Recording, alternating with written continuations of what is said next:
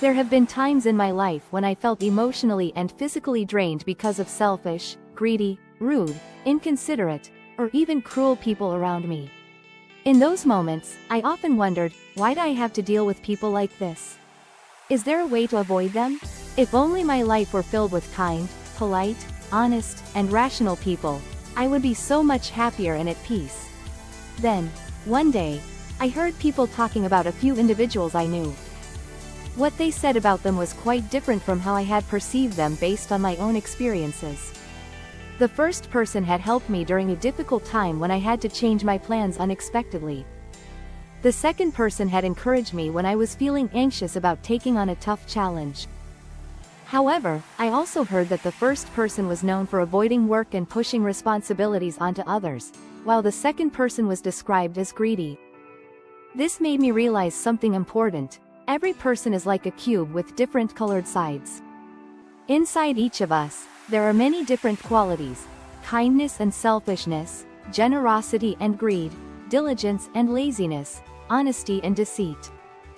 Everyone has these traits in varying proportions, and the most dominant ones become their defining characteristics.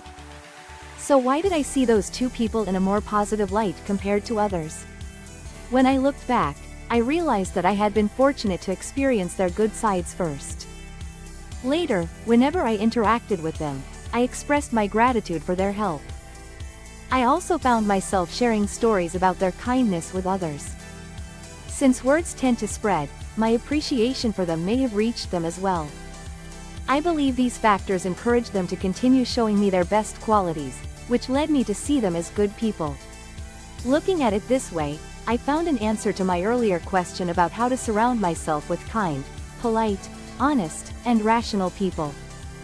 I call this approach the cube theory of building relationships. In life, we don't always get to choose the people we meet or work with. However, we can choose to focus on their positive sides and acknowledge their good qualities. When we do this, people are more likely to show us their best selves in return. If this happens with enough people in our lives, our social circle naturally becomes filled with those who treat us well. In other words, by recognizing and encouraging the positive traits in others, we can influence the way they interact with us.